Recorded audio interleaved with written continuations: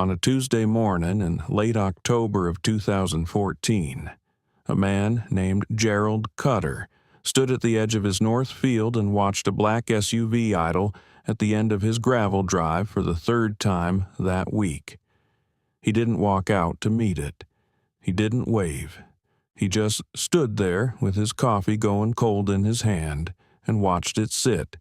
And after a while, it turned around and drove back toward town the way it always did, leaving a thin ribbon of dust hanging over the road like a question he hadn't answered yet.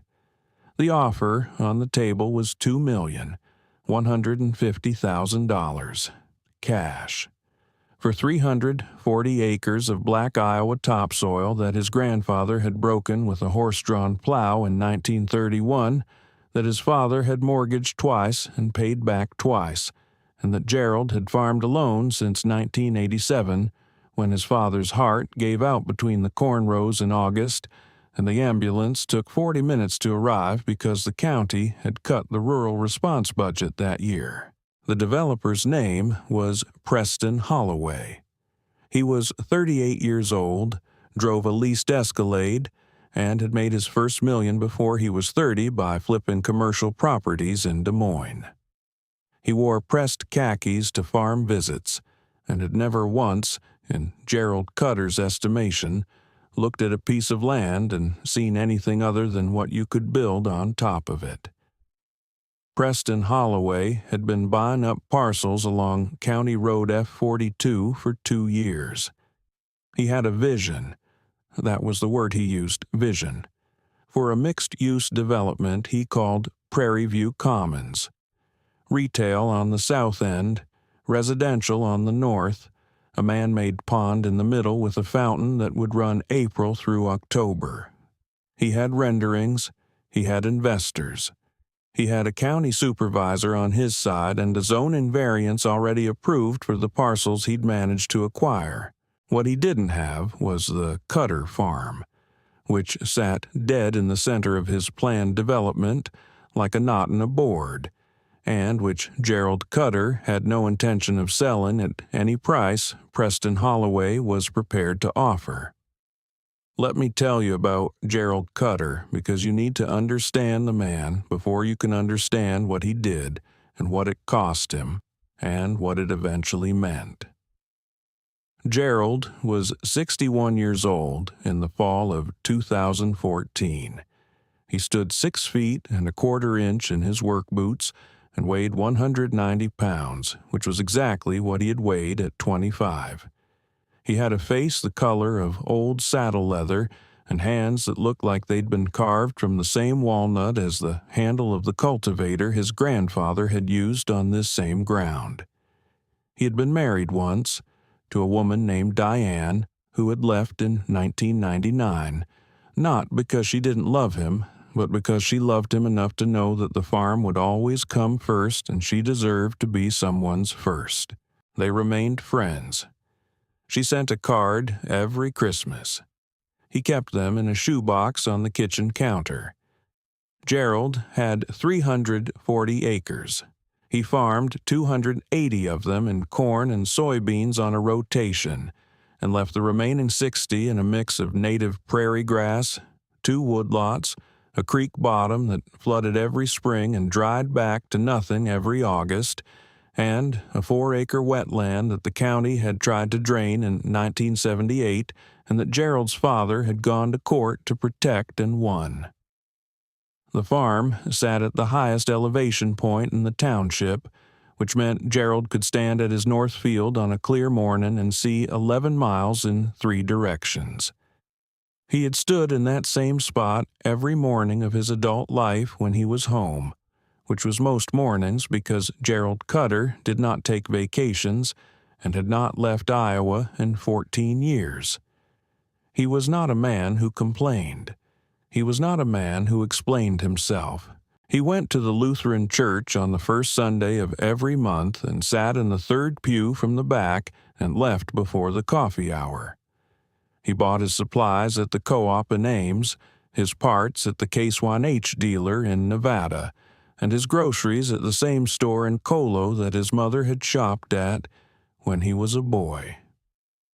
He knew every neighbor within 5 miles by name, by the sound of their equipment, and by the particular way their fields looked in different lights and different seasons. He was, in the estimation of everyone who knew him, the most deeply rooted person in the county. Preston Holloway did not understand this. Preston Holloway believed that every man had a number, and that the job of a successful developer was simply to find it. He had started at one point $4 million and worked up in 6 months to $2.15 million, which was, by his own calculation, nearly double the appraised agricultural value of the land. He had sent letters, he had sent his assistant, he had sent his attorney. He had come himself, twice, and sat at Gerald's kitchen table drinking coffee he didn't want, and making arguments Gerald had heard before.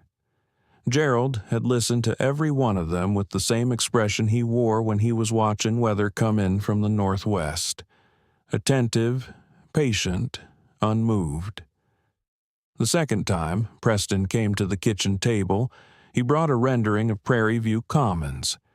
He unrolled it on the table between the coffee cups and explained what would be built on what was currently Gerald's north field, his woodlot, his creek bottom, and his wetland. Gerald looked at the rendering for a long time without saying anything.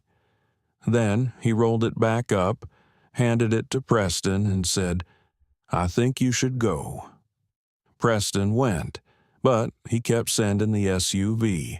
Let me tell you about what Preston Holloway did not know about that farm, because it matters more than the price. The wetland in the southeast corner of the Cutter property was not just a wetland that Gerald's father had fought to protect. It was the primary recharge point for an aquifer that supplied drinking water to 6 farms and a rural water district serving 340 households across 3 townships. The county's own hydrological study, conducted in 1994 and quietly filed and never publicly discussed, had documented this in 32 pages of technical language that boiled down to a single conclusion. If that wetland was drained or paved, the aquifer would begin to decline within 5 years and would reach critical levels within 15.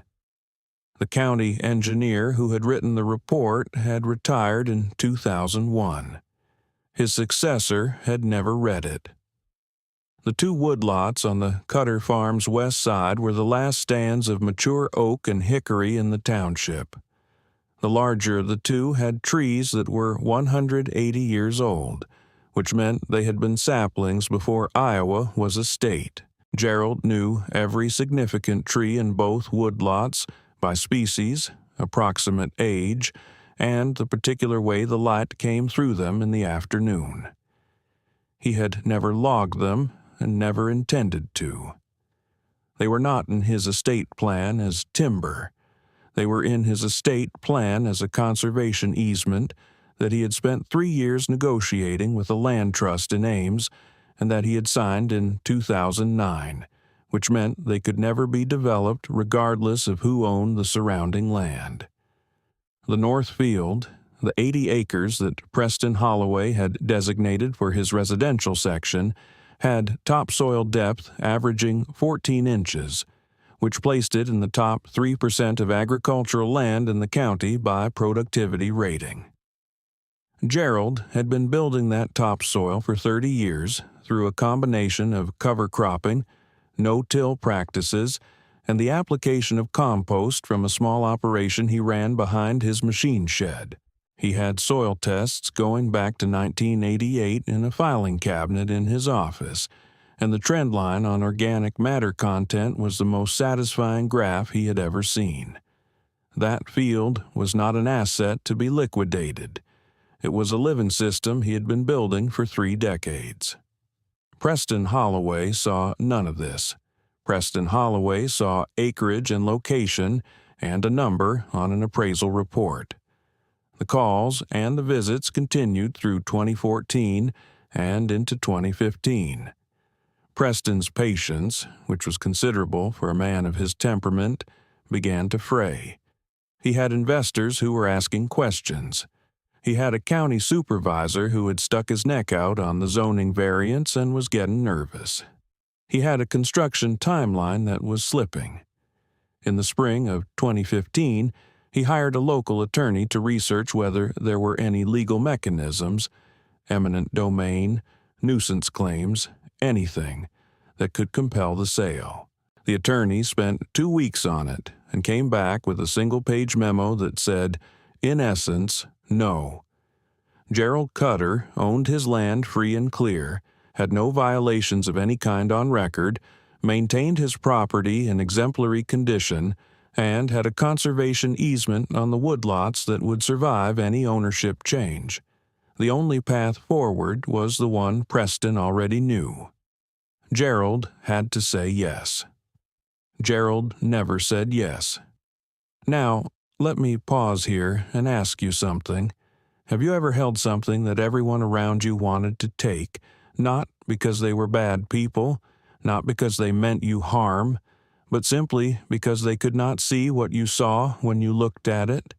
Have you ever stood on a piece of ground and known, in a way that went past words and past numbers, that it was not yours to sell? That is where Gerald Cutter stood every morning of his life, not in defiance, not in stubbornness, in clarity. Preston Holloway eventually built Prairieview Commons without the Cutter farm. He reconfigured his site plan, shifted the residential section north, reduced the pond from 4 acres to 1.5, and opened the development in the spring of 2017. The retail section filled quickly. The residential section sold moderately well through 2018. Preston declared it a success at a Chamber of Commerce dinner in November of that year and gave a speech about vision and persistence that people applauded. Gerald Cutter was not at the dinner. He was home, finishing the last of his fall field work.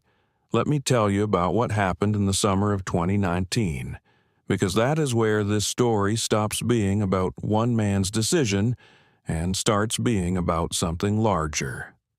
It was the driest summer in the county since 1988. The rain stopped in late May and did not return in any meaningful way until September. The creek bottoms went dry. The ponds dropped. The rural water district that served 340 households began to see pressure drops in July, flow reductions in August, and by the first week of September was issuing a voluntary conservation notice that became a mandatory restriction by the 3rd week.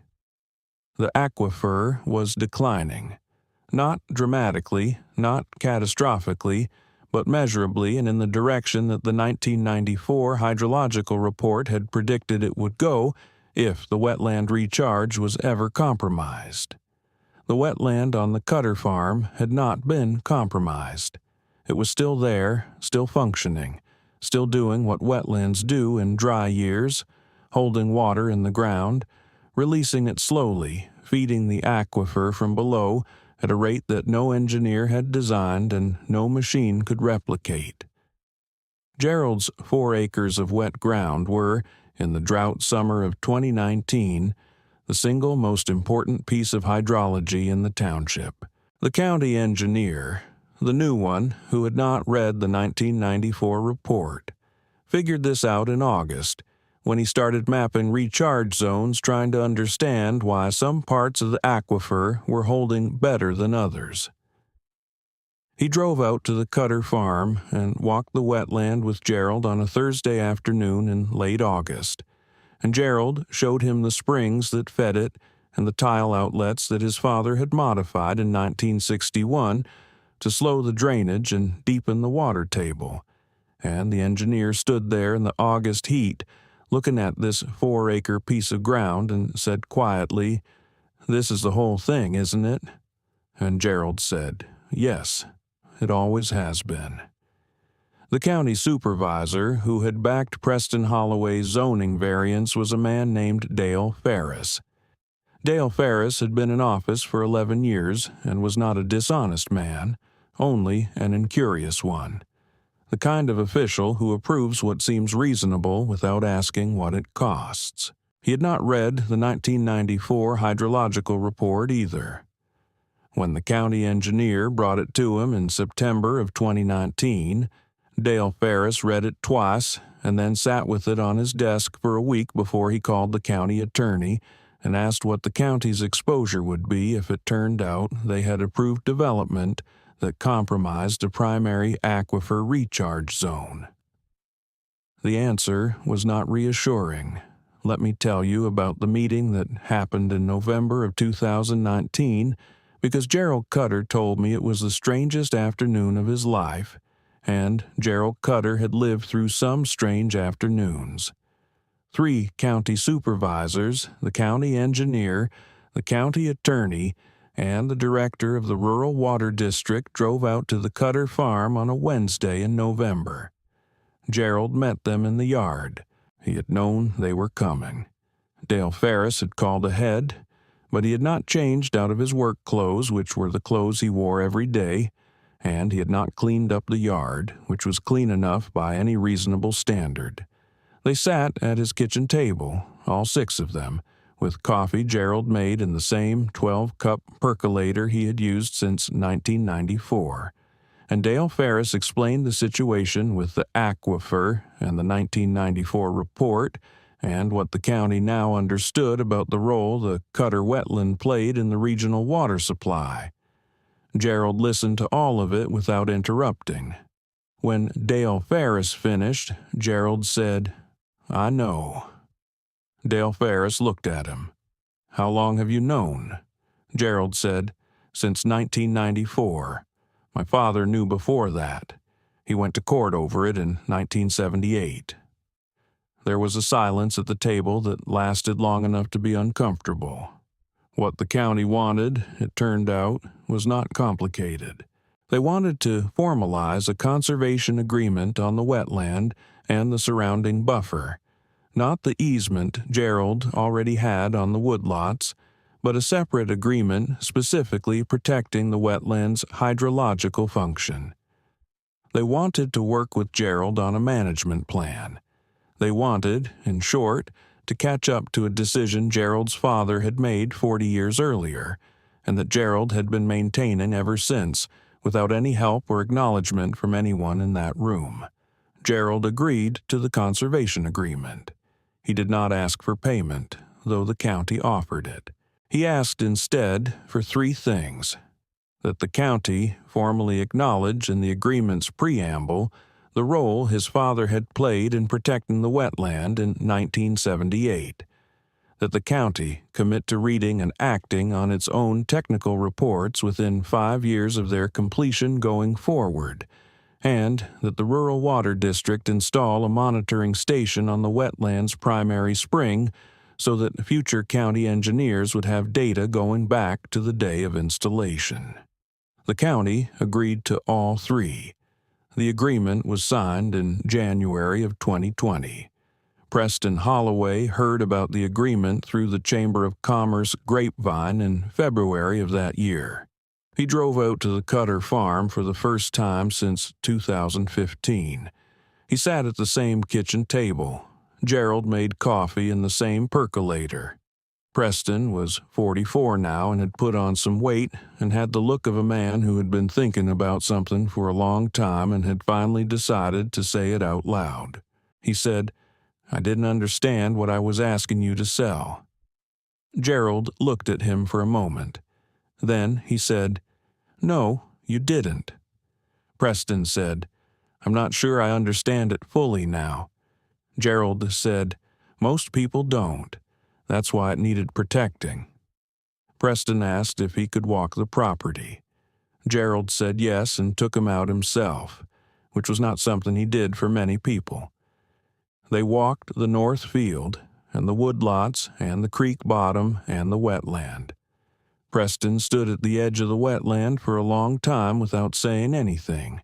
He was wearing different shoes than he used to, work boots, not the pressed khaki shoes, and Gerald noticed this without commenting on it.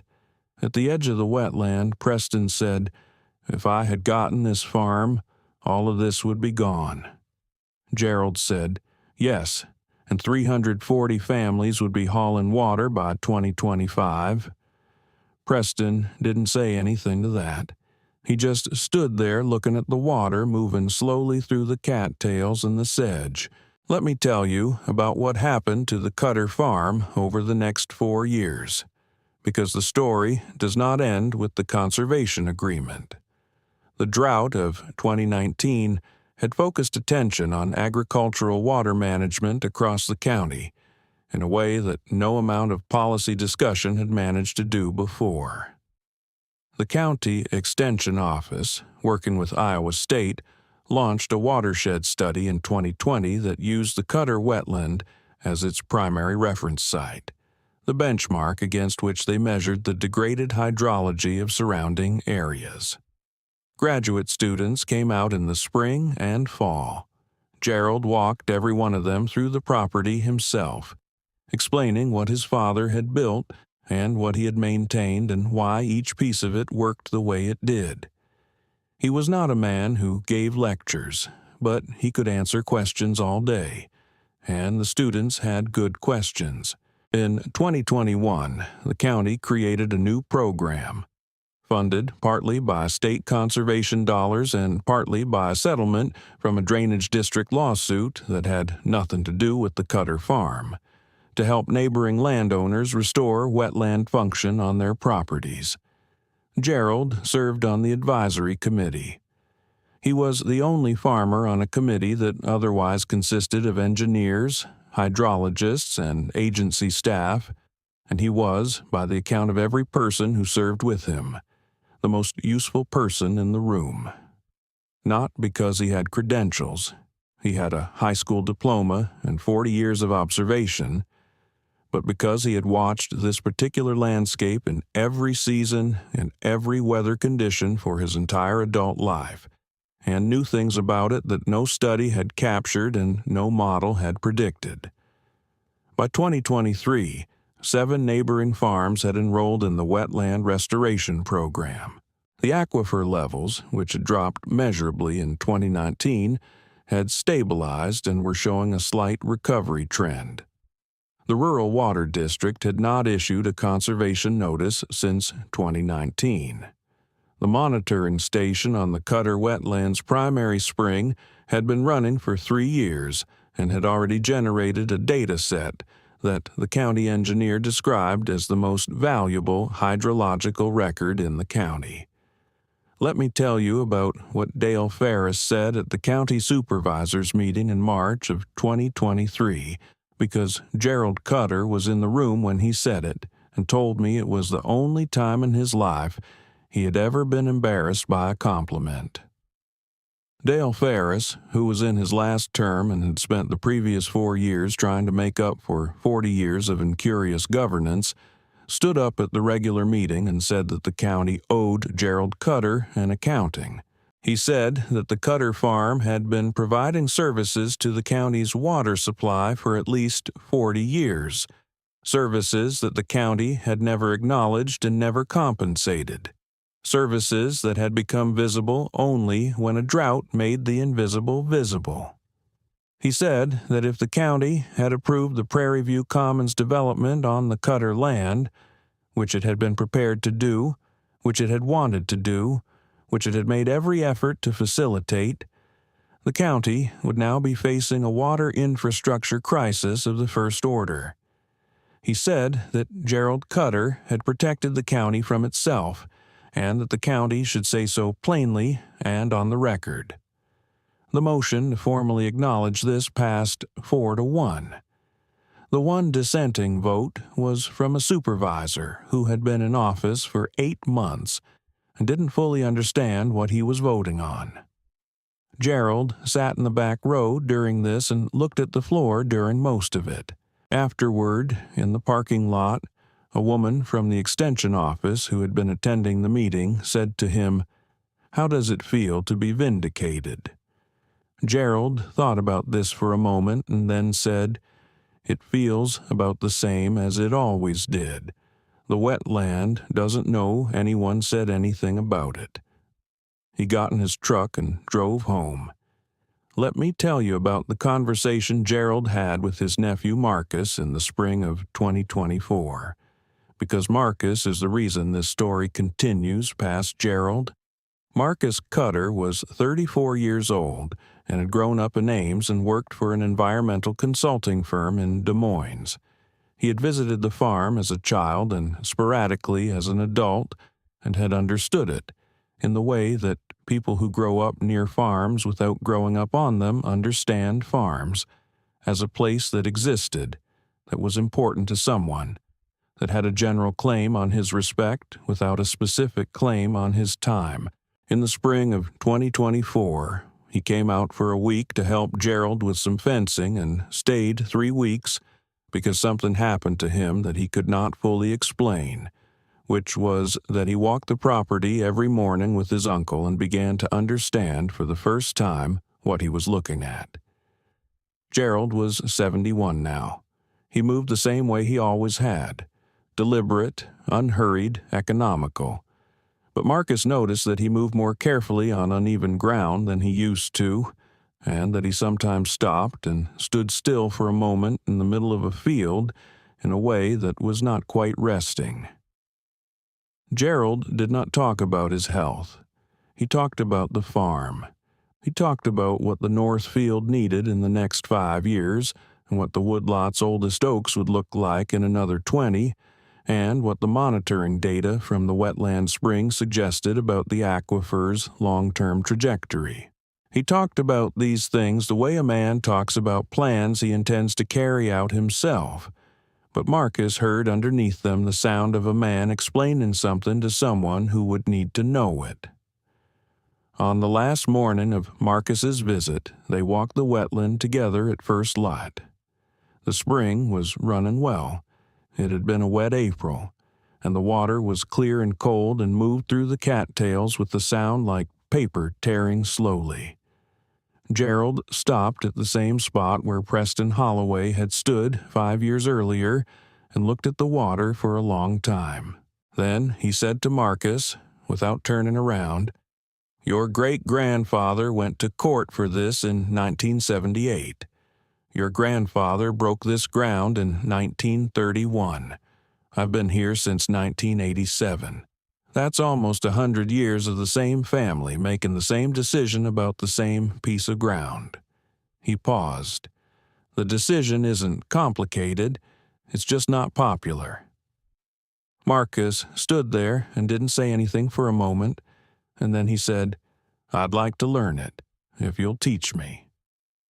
Gerald turned around and looked at him with an expression Marcus had never seen on his face before, which was the expression of a man who has been carrying something heavy for a long time and has just been offered help.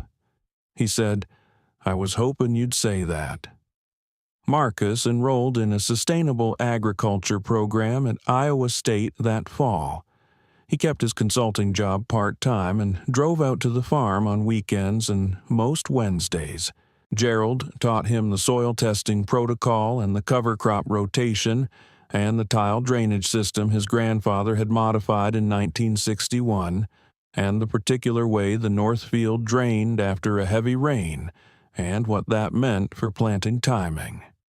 He taught him the names of the trees in the woodlots and the species of sedge and cattail in the wetland, and the way the spring behaved differently in wet years and dry years, and what those differences told you about the aquifer below.